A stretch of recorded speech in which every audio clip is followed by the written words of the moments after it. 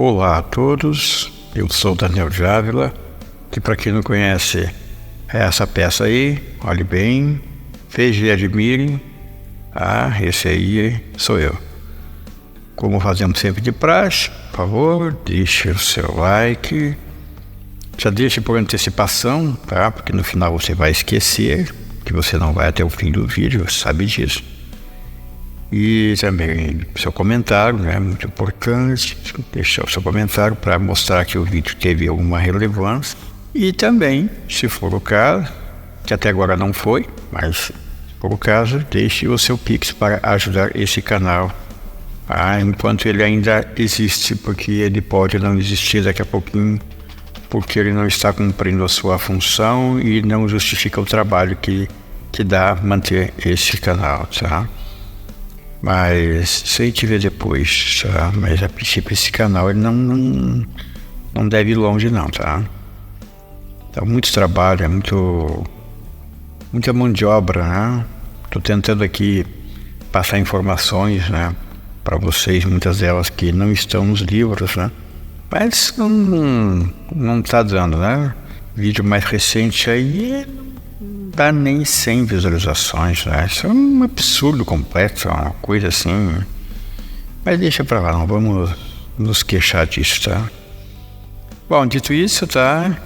Olha aqui, pessoal, lá num vídeo anterior chamado Entidades Etéreas que podem estar com você ou na sua casa, alguém ali fez uma pergunta que aquilo ali é interessante. Até que ponto aquela frase mental, você não tem poder sobre mim, afugenta essa entidade? E para os cristãos, até que ponto aquele mantra, em nome de Jesus, vai-te embora, os espantos? Bom, eu vou dizer uma coisa para vocês. Aqui, se você não tiver uma coisa chamada autoridade espiritual, você pode fazer a fórmula que você quiser ali, que você não impõe respeito. Existe uma coisa chamada autoridade espiritual. Para isso eu vou ilustrar para vocês uma passagem bíblica, que se não me engano é Mateus, tem uma parte que fala o seguinte, tá? Que 2 discípulos de Jesus foram mandados, né? Dividiu lá os caras em 2 a 2, assim, né? Para pregar a palavra por um tempo aí, né? Cafarnaum. Bom, mas aí o fato é o seguinte, eles chegaram lá e as pessoas da cidade, quando os viram, né, informaram que havia um homem endemoniado que estava assustando todo mundo ali. O homem estava possuído lá e passava o dia todo lá quebrando tudo e ameaçando a todos, né, e batia nas pessoas. Estava um sujeito possuído ali e apontaram naquela casa ali. Aí eles entraram na casa, tava lá o possuído, estava lá dentro. Aí eles começaram a fazer como eles tinham visto, né, ser feito antes. Eles começaram lá, né? Vai-te daqui, nós te repreendemos. Deixa esse mundo, deixa essa casa, deixa esse corpo. Vai-te agora, nós te ordenamos aqui. E o tal lá do possuído nem tomou conhecimento da presença deles, tá? Em dado momento eles falaram assim, depois de repetir muito, tá? Que nós te ordenamos, vai-te embora, não sei o quê. E sempre, né? Nós te repreendemos e te ordenamos, né? E nada de resposta lá do endemoniado, até que um deles falou assim, em nome de Jesus, em nome de Paulo, vai-te agora, nós te ordenamos. Aí o endemoniado parou, olhou para eles e disse o seguinte: conhecemos Jesus e sabemos quem é Paulo, mas e vós, quem sois vós para pensardes que tendes autoridade sobre nós a ponto de nos ordenar alguma coisa? Pois saiam dessa casa imediatamente antes que nós os matemos aqui mesmo. E botou os 2 para fora. Significa o que essa passagem? Significa que eles não tinham a autoridade espiritual. Eles viram aquilo sendo feito e vão fazer igual. Aí chega lá, nós te ordenamos. Aí a resposta lá no endemoniado foi simples, né? Conhecemos Jesus e sabemos quem é Paulo. Mas e vós, quem sois na fila do pão? né? Quem é vocês aí para chegar aqui? Eu te ordeno isso, eu te ordeno. Quem é tu para me ordenar alguma coisa, ô cara? Quem é tu? Saiu da onde aí? Que Jesus, tudo bem, Paulo a gente conhece, agora tu aí também. O que vocês são na fila do pão aí? Vocês são quem nessa história? Ou seja, os caras não tinham autoridade, sabe? Aí acontece que essas fórmulas aí que foram mencionadas, né? Você não tem poderes sobre mim. Olha, isso aí, para você falar isso aí para uma entidade que está ali a ponto, né, de te pegar pelo pescoço ali, isso não adianta muito se você não tiver autoridade espiritual, tá? Porque vamos dizer, tem lá um quiumba dentro da sua casa, ou um Dalimba, um Daeva, alguma coisa assim, tá lá na sua casa lá, né? Uma entidade dessas aí, que não é apenas um mero desencarnado, tá? É outra coisa. Que eu sabe que o quiumba é uma entidade semidemoníaca, né? Mas os Dalimba não ficam muito atrás também. Mas tudo bem, a questão é a seguinte, tá essa entidade lá dentro, aí você vai tentar fazer a sua versão caseira, né, de um exorcismo que você não está habilitado para isso.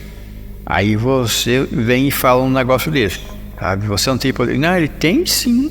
Se você não tiver autoridade espiritual, ele vai ter autoridade sobre você. Para tirar ele dali vai ser difícil, não é você lá fazendo aspersão de arruda na parede lá que você vai tirar uma entidade dessa ali. Você não consegue tirar essa entidade dali. E até para um mero enfrentamento, não é nem para tirar dali, é só para enfrentar, porque às vezes você tem que se impor. Porque muitas dessas entidades, elas fazem intimidação. Elas querem marcar terreno ali e mostrar quem é que manda naquela casa.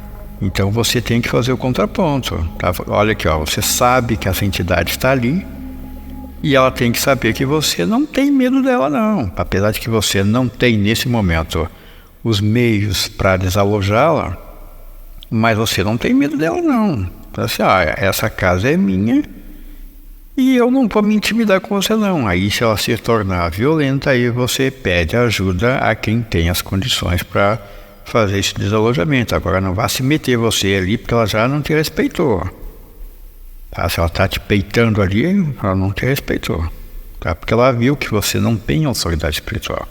Agora, aquela outra pergunta ali, em nome de Jesus, vai-te embora. É a mesma situação lá do você não ter poder sobre mim, tá? Porque para você vai invocar o nome de Jesus ali, você tem que ter uma autoridade espiritual que te autoriza a fazer isso. Porque senão é aquilo, né? Usar meu santo nome em vão. É mais ou menos isso, porque você não tem aquela autoridade para se arvorar na menção do nome de Jesus ali, achando que você vai intimidar uma entidade dessa. Ela não tem medo de você estar falando isso. Agora, quando você tem autoridade espiritual, você não precisa nem falar. A sua presença ali já incomodou essa entidade aí. Ela já sentiu que vai ter problema ali. Tem aquelas fórmulas que eu já passei para vocês aqui. Considerando que você tem autoridade espiritual, aquelas fórmulas que eu passei para vocês em outros vídeos aí, que eu até recitei, né, as orações ali, né, as citações de latim e tudo, né? Se você fizer a recitação correta e tendo autoridade espiritual, essa entidade já se enfraquece. Ela já sentiu que a coisa ali não vai ser tão fácil como ela pensou. Bom, aí eu falo dessas fórmulas, né, que usam muito o latim, porque as invocações elas são feitas sempre numa das 3 línguas iniciáticas, que é o latim, o grego e o hebraico. Essas são as 3 línguas iniciáticas, tá? Aí eu falo assim, vamos fazer as invocações, essas em latim. Aí alguém me perguntou assim, e se aquela entidade ela não entende o latim, você está falando uma coisa ali que não significa nada para ela. Aí entra a questão da autoridade espiritual. Porque num dos meus livros eu falei que a recitação das fórmulas consagradas num dos idiomas iniciáticos transcende a compreensão racional. Significa o quê? Que aquela fórmula em si, sendo feita por alguém que tem autoridade espiritual para isso, não implica que aquela entidade vai entender o que tu está falando ou não, porque ela será admoestada de qualquer jeito. Porque a fórmula por si só vai ter uma ação direta sobre ela, independente de ela estar entendendo o que você está falando ou não. se você tem autoridade espiritual para isso. Que aquelas fórmulas lá, elas são fórmulas que são usadas nas operações de desalojamento de entidades. E tanto faz aquela entidade entende latim ou não, podia ser em hebraico também, ela entende hebraico ou não, o que tem? Então ela está salva, ela está ali com uma espécie de salvo-conduto, porque ela não entende a língua que está sendo usada ali para exorcizá-la, então está tudo bem, não. Eu disse, transcende a compreensão racional, ou seja, não importa que ela não entende o que você está falando, ela vai sentir o efeito daquilo ali. A mesma coisa o uso do pentagrama, aquele pentagrama consagrado, tá? Então o pentagrama simples assim, que é só uma quinquilharia, é consagrado. Aquele pentagrama consagrado, ele também assusta essas entidades. Mas ela nem sabe, ou pelo menos quando estava encarnada, se é que um dia foi encarnada por entidades essas aí, da limbas e coisas assim, tem uns que nunca tiveram um corpo físico humano, nunca foram humanos, tá? São entidades semidemoníacas, não tiveram uma existência humana. A maioria, pelo menos, se bem que tem alguns aí que até tiveram.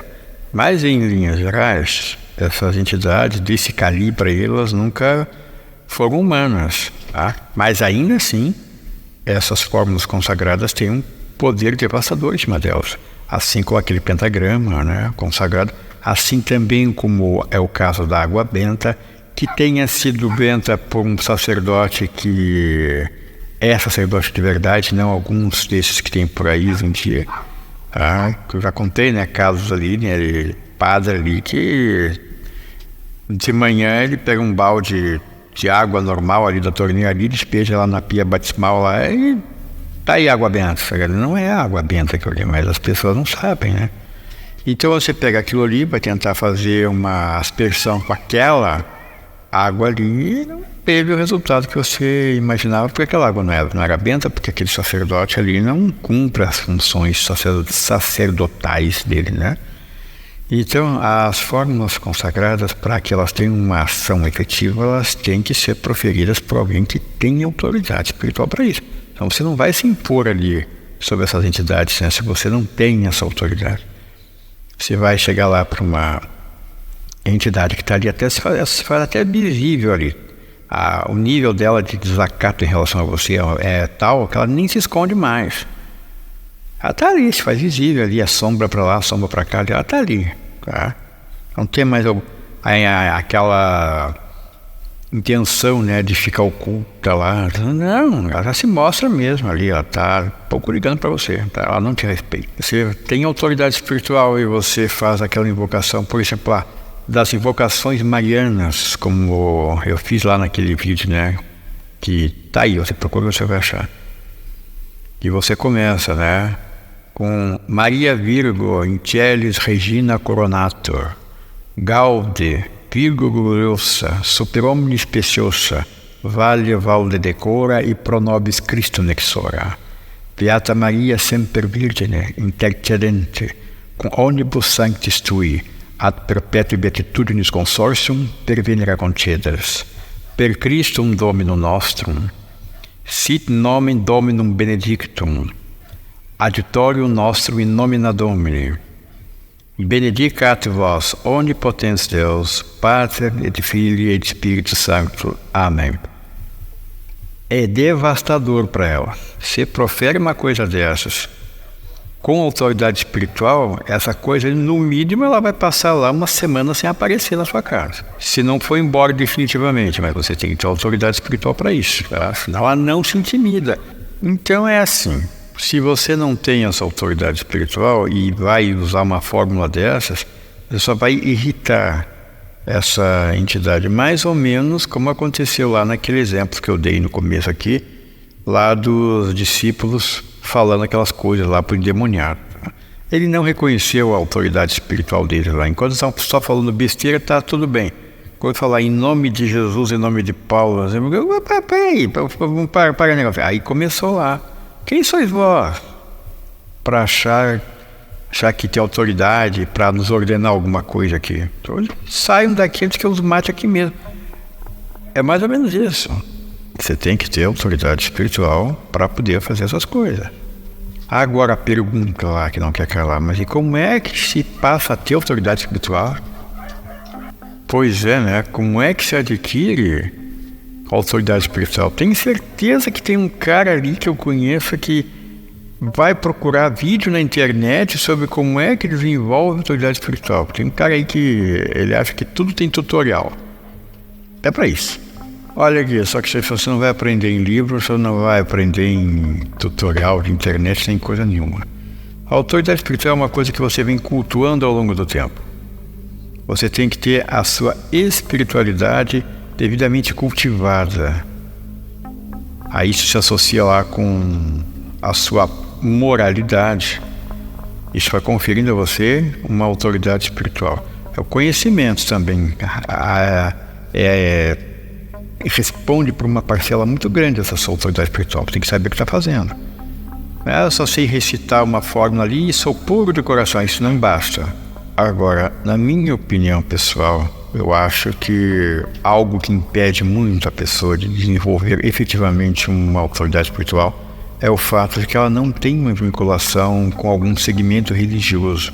Aí alguém pode dizer assim, mas as religiões elas são corrompidas, elas são feitas por homens e como tal elas são imperfeitas. Querido, tudo aqui é feito pelos homens e tudo é imperfeito. Mas acontece que ali existe uma coisa chamada baliza moral e espiritual. Está ligado a uma religião, seja ela qual for. Eles tinham um caminho ali para um trilhar ali em direção a uma ascensão espiritual. Sabe? Vão tentando se aprimorar de algum jeito, tá? Claro que eu estou falando de religião conduzida por pessoas que levam a sério aquilo, e não essas coisas, né, que algumas que tem por aí, que são os caça-níqueis, né, disfarçados, né, de religião, assim, não é disso que eu estou falando. É uma religião estabelecida mesmo, tá? Apesar de que são coisas, né, feitas pelos homens e coisas assim, mas são homens, ali alguns, pelo menos, são homens comprometidos com a espiritualidade e também comprometidos com o encaminhamento do rebanho. Eles são condutores dessas pessoas, eles estão ali exercendo uma função de orientação para um caminho espiritual. E você está ligado àquela religião, seja ela qual for, você tem ali um senso de transcendentalidade. Porque você pode dizer assim, não, mas eu acredito em Deus. Não, em Deus mesmo você não acredita. Você vai acreditar, numa força assim, uma força sacra. Em Deus mesmo assim. É um conceito que tem que estar ligado a um tipo de visão religiosa. Sabe? Você não tem isso, né? Você não está ligado a nada. Agora eu não estou falando que você deva ser um fiel praticante daquele lá que está todo dia lá naquele templo ali, seja do que for lá. Não, não é isso, filho. Você não tem que ser lá um fanático religioso, porque às vezes a gente fala essas coisas, o sujeito, ele quer ser tendencioso, mas ele não sabe como. Então ele começa a fazer a coisa assim do jeito hiperbólico, né? Mas você quer que eu me torne um fanático religioso? Quem é que falou isso, cara? Você não conhece o caminho do meio, não lê Aristóteles, né? E também não visita lá o canal Saperial, né? Então você não sabe o que disse Aristóteles, né? Você tem um caminho do meio. Porque eu não quero que você seja um sujeito assim, totalmente apartado de uma visão espiritual, e também não quero que você seja um fanático religioso, que acha que tudo gira em torno daquilo ali, sabe? É só a espiritualidade que responde por esse mundo, e não é assim. Mas você tem que ter um senso de transcendentalidade. E isso quem faz é estar vinculado a uma religião que tem lá suas balizas morais, e você vai aprender aquelas doutrinas deles ali a respeito lá, né, de como é que se deve conduzir-se nesse mundo. Te dá um senso, né, de moralidade. Porque senão você fica à mercê do seu próprio critério de moralidade. Você começa a se tornar um sujeito que eu acho que eu sei o que eu devo fazer. Você não sabe o que você deve fazer. Você sabe que aquilo ali é lícito ou não do ponto de vista espiritual, né? É conveniente para você agir desse ou daquele jeito ali. Você não sabe se aquilo ali está certo do ponto de vista espiritual. Quando você não tem essa baliza moral, você fica assim meio que, quase que nem que deusificando você mesmo, né? Eu não preciso de um sacerdote. Nem um bêbado falou um dia desse aqui, né? Tem um bêbado aí, né? Sabe quem é, né? Tentando lá conquistar corações e mentes lá dos evangélicos, né? E aí ele deu um tiro no pé. Que é bêbado é esse mesmo, né? Mas olha só, o sujeito estava fazendo um discurso para conseguir, né, apoio lá dos evangélicos, e aí ele fala assim, ó, porque o que eu aprendi é que não precisa de pastor, não precisa de padre, não precisa de guia espiritual, se você precisa falar com Deus, porque eu, quando preciso falar com Deus, eu me tranco no quarto e falo com Deus durante horas e horas. Olha aqui, ó, primeiro para com esse negócio aí que, sabe, mas nem a militância acredita nisso, que esse homem acredita e fala com Deus, sabe, você nem, se qual é o Deus também, dependendo de qual é, pode ser que seja, né, mas supondo que é aquele lá, que a gente imagina, não é, ele não tem esse contato aí, tá? Mas ele queria conquistar. Sabe, quando ele fala assim, não precisa de pastor nem de padre, aí ele não chega no pé dele, estava tentando conquistar os evangélicos ali, sabe? Então, mas olha aqui, ó, voltando aqui ao que eu estava dizendo para você, você precisaria pelo menos, tá? Ter um norte religioso na sua vida, que não implica necessariamente que você tem que ser um praticante assíduo e frequente, né? Não, você tem que ter lá, meu amigo, é assim, ó, é um sentimento de pertencimento a um grupo de pessoas que tem lá um objetivo espiritual, sabe? Então, vamos dizer, seus irmãos de fé, vamos chamar assim, né? Precisa ter isso. Você vai se fortalecendo. Aí você junta isso lá depois com leituras saudáveis de coisas edificantes, tá? Não estou falando que seja a Bíblia ou coisa que vale. Leituras edificantes. E também vamos cultuar a nossa própria espiritualidade, praticando meditação e coisa assim. Enfim, tentando levar uma vida decente, sabe? Não como fazem aquelas pessoas, né, que supostamente querem levar uma vida decente, mas passam o dia todo lá tramando, né, o mal contra os outros, né, sempre tentando prejudicar alguém. Bem, enfim, não é isso, né, você não pode entrar por esses caminhos aí, tá? Agora, você precisava ter um norte espiritual. Mas vamos supor que você não tem um norte espiritual, você não é vinculado a nenhum tipo de religião, então você tem que ser muito dedicado, né, ao autoconhecimento, para você ter autoridade espiritual. Porque enquanto você não conhecer a si mesmo, não dá para fazer nada ali. Você nem se conhece, não conhece nem as suas limitações, você não sabe quais são as suas virtudes, né? Quais são os seus defeitos.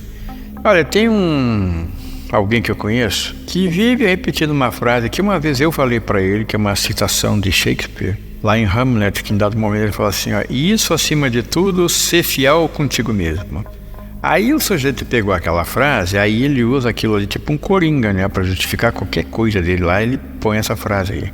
E é o seguinte, eu falei pra ele, tá? E ele de repente não gostou muito. Quando eu disse o seguinte, aqui você fica repetindo uma frase que a princípio é bonita, mas ela é profunda demais para você entender o significado dela.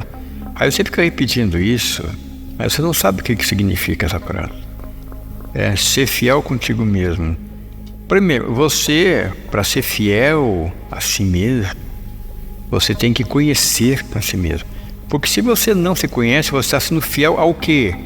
Ao que você é naquele momento ali, porque o que você é naquele momento ali não é o que você realmente é. É aquele momento, você está sendo daquele jeito ali, mas você não é sempre assim, sabe? Então você tem que se conhecer, sabe? Tem que ter um autoconhecimento, sabe? Uma noção clara sobre quem é você.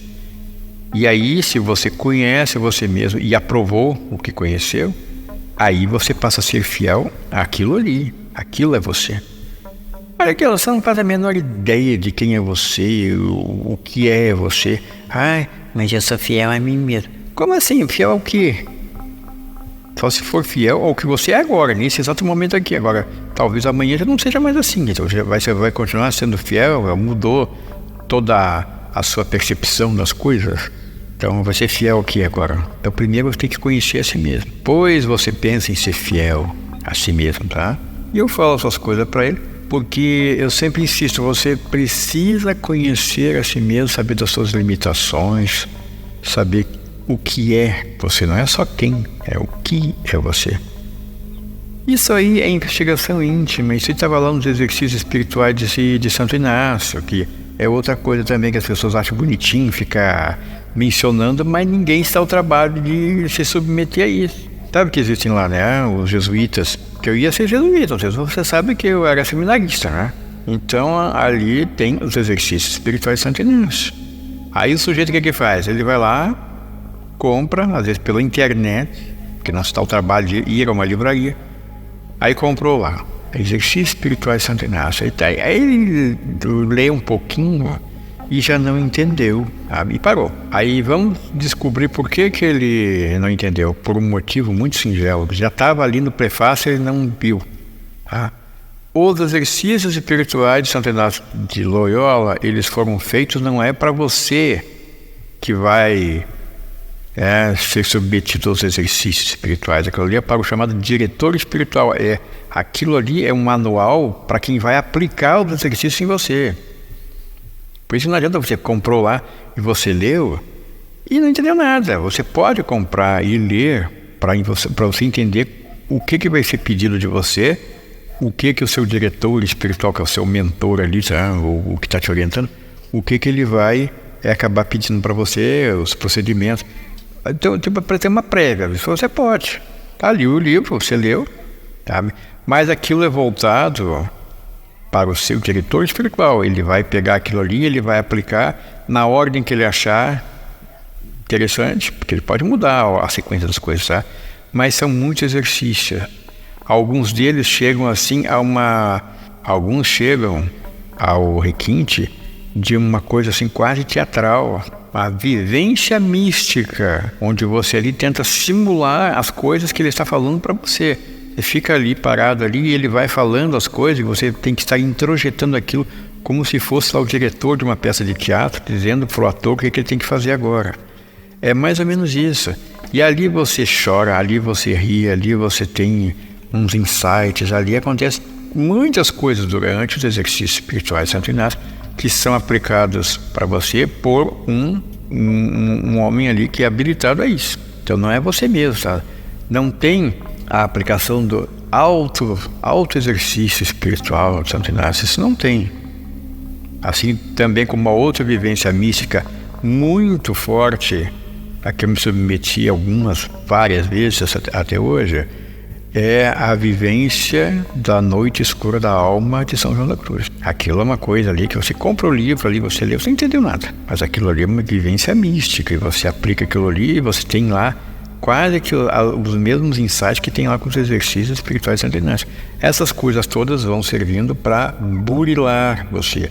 Você vai se tornando uma pessoa esclarecida espiritualmente e, consequentemente, adquire a autoridade espiritual, que é aquela que você vai usar para submeter aquelas entidades que estão infestando a sua casa ou a casa de alguém. Sem isso, desculpe, você vai precisar de ajuda externa, porque sozinho você não vai conseguir fazer isso.